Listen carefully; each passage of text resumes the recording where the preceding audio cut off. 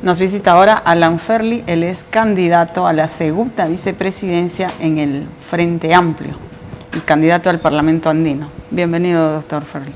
Muchas gracias por la invitación, gracias. Esta campaña está un poco desconcertando a la población, el hecho de que salen candidatos a un mes de las elecciones. Pareciera que, además de improvisación, hay un poco de falta de transparencia. ¿Cómo están viendo en el Frente Amplio esta situación y cómo habría que enfrentar esta elección desde la ciudadanía? Con mucha preocupación, porque efectivamente los medios de comunicación y el protagonismo está en los abogados del jurado, de los partidos, los personeros, sobre los procedimientos y las tachas y las reconsideraciones, y no sobre las propuestas de los partidos, qué hacer con el país, qué hacer con las regiones, y ese contraste democrático de propuestas es lo que debería primar.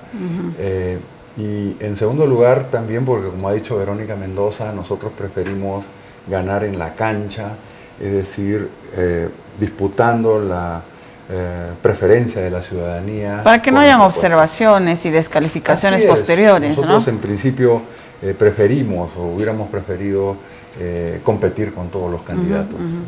Bueno, ¿de qué deberíamos estar hablando en los medios y entre los ciudadanos en general?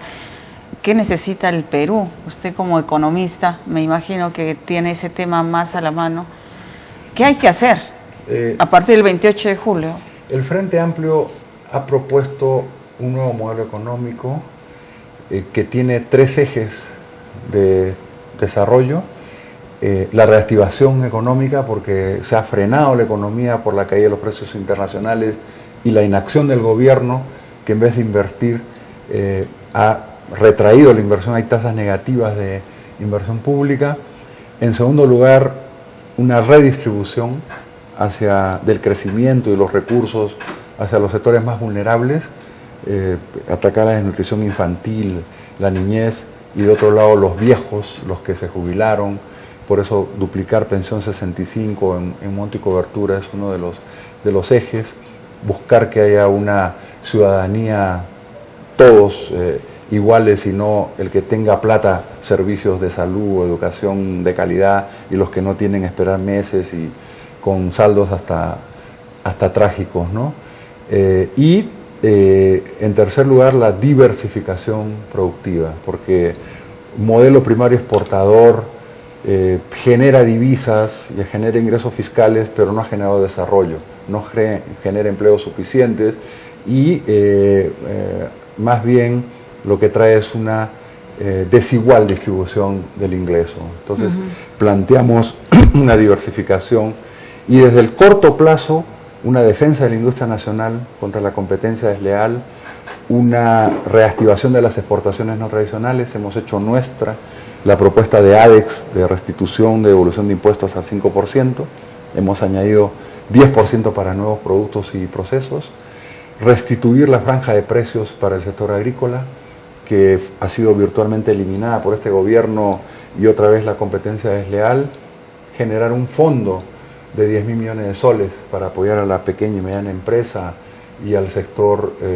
rural, y atacar también desde el corto plazo a estos monopolios y concentración de monopolios que hace, por ejemplo, que cuando sube el precio del petróleo a $100, la gasolina se dispara, y cuando cae a 30, la gasolina se queda ahí, perjudicando a consumidores y empresas. Lo mismo con la electricidad, con las tasas de interés, etc. Los gobiernos de izquierda en Latinoamérica están en retirada, ¿no? Han perdido elecciones en Argentina, en Venezuela, recién en Bolivia. Y salvo el caso boliviano, supuestamente estos gobiernos han estado relacionados con un mal manejo económico, con un empobrecimiento del país, con inflación, caos, demagogia, populismo en exceso, etcétera. ¿Usted cómo ve este panorama? Bueno, nosotros estudiamos todas las experiencias internacionales, las positivas y las negativas, pero lo que tenemos es una propuesta para el país hecho por un equipo de técnicos que ya ha manejado aquí el Banco Central de Reserva, que ha estado en ministerios, que ha estado en empresas públicas, que tiene manejo del comercio exterior o de las relaciones exteriores. Entonces, tanto el liderazgo de nuestra candidata Verónica Mendoza como la solidez del equipo son garantía de que podamos hacer cosas que respeten equilibrios macroeconómicos que son fundamentales para tener justamente una estabilidad, un crecimiento en el largo plazo, y al mismo tiempo generar las condiciones y las transformaciones que son necesarias. Eso implica renegociar algunos contratos, implica, por ejemplo, que el Banco Central de Reserva no solo se fije en la inflación, que está bien, el alza de costo de vida, sino también que vea el tema de la producción, porque de ahí dependen los empleos, como hacen en Estados Unidos y en otros países. No puede hacerlo, por eso hay que cambiar el régimen económico de la Constitución, y así en varios temas. Entonces estamos listos, estamos preparados y además dialogantes. Yo mismo he conversado con la Sociedad de Industrias, con ADES, con la Cámara de Comercio, para ver cuáles son las propuestas y las trabas que ellos encuentran en inversión, explicar lo que es nuestro punto de vista, separar los puntos donde hay diferencia y ver cuáles son los temas de consenso.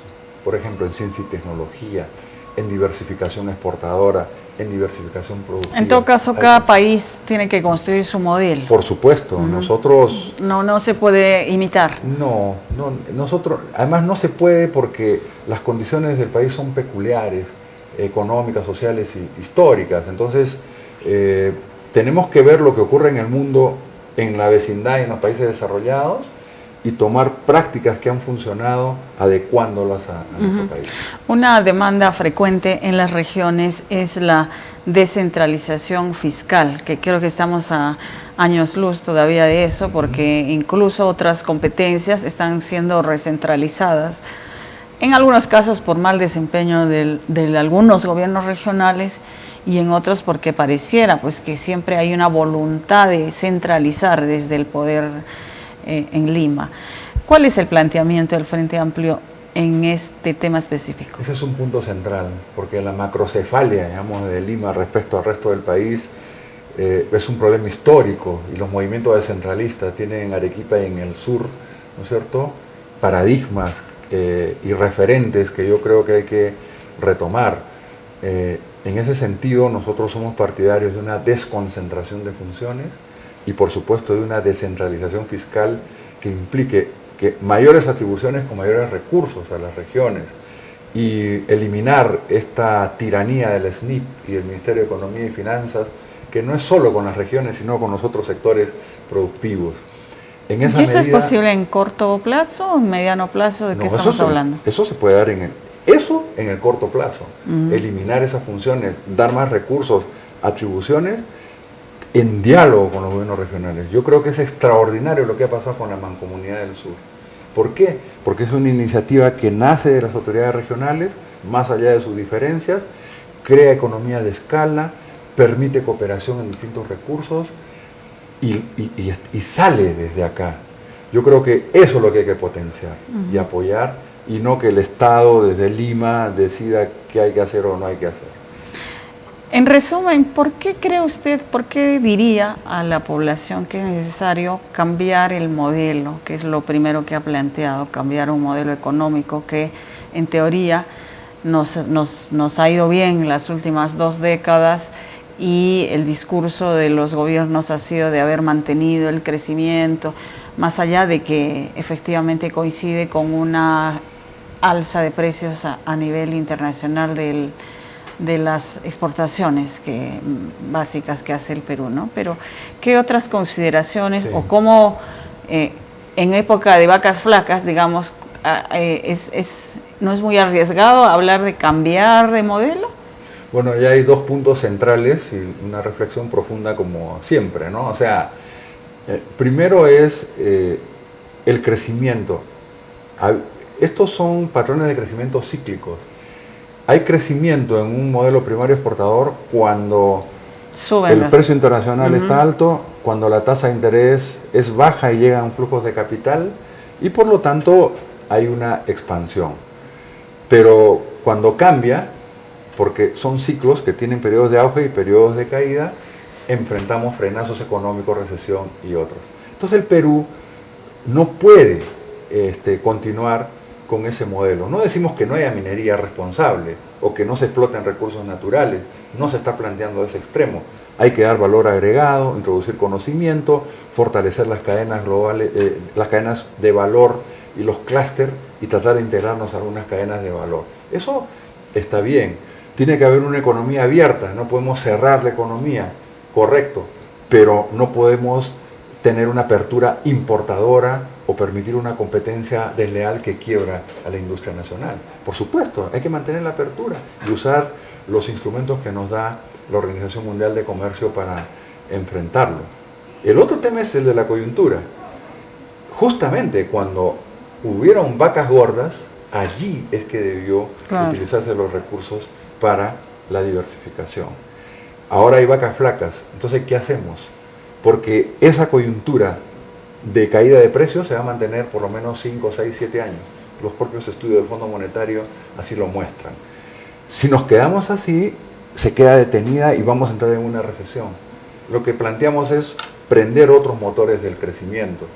Hay que empezar, podemos empezar ahora porque hay recursos fiscales para empezar, pero debe ser sostenible, y tienes razón, y solo puede ser sostenible con inversión en ciencia y tecnología, con inversión en innovación. Estamos en la cola de América Latina, eso tiene que duplicarse, hemos puesto una serie de datos, articularnos con redes internacionales peruanos que brillan en el exterior y que pueden crear equipos locales, crear sinergias, y por eso hemos planteado la creación de un Ministerio de Ciencia y Tecnología, no para crear nueva burocracia, sino para que CONCITEC, el INIA, el Instituto de ERMAC, todos se articulen, y también con institutos de las Fuerzas Armadas, como el CIMA, CEMAN y otros. Bueno, el otro gran punto de discusión es la corrupción. Se supone que a mayor Estado, ¿no?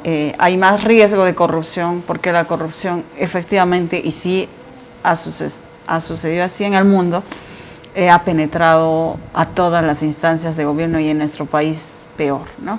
Entonces, una forma de combatirla, se dice, sería reducir el Estado al mínimo posible, hacerlo más eficiente. ¿Pero hasta dónde?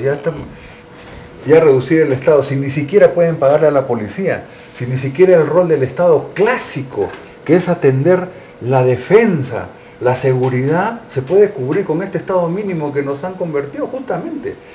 Lo que tenemos que hacer... ¿Cómo conjuramos el riesgo? Es revertirlo. Bueno, desgraciadamente, ¿no es cierto?, la corrupción no solo está en el Estado, sino en las empresas privadas. También. Y vemos experiencias en países desarrollados donde caen gobiernos y caen ministros por esta corrupción que también se presenta, y por los pagos que hacen empresas privadas a estos funcionarios que trafican con los intereses del pueblo. Entonces, lamentablemente, hay un vicepresidente de la CONFIEP prófugo por corrupción, por defraudación tributaria. Entonces, es un cáncer en el que todos tenemos que unirnos para combatirlo, y que no depende tanto del rol que tenga el Estado, sino de la transparencia. Deben estar las cuentas públicas abiertas, deben estar las agendas de los funcionarios abiertas, debe saberse cuáles son esos mecanismos, y debe haber criterios de fiscalización. Tiene que haber una Contraloría independiente, ha planteado Verónica Mendoza, que no dependa pues del Ejecutivo y que permita hacer este seguimiento, y tiene que haber desde la cabeza del Estado alguien que no tenga anticuchos, como dice Verónica, y que puede efectivamente liderar esto. Pero es una tarea complicada, es una tarea en la que todos debemos participar. Donde todos tenemos responsabilidad. Y también porque a veces la gente, cuando no tiene opción económica, cae también en el delito, porque tiene que llevar un pan más fácilmente, a su casa. Claro. Entonces, un modelo económico distinto de crecimiento creo que puede contribuir también a la solución.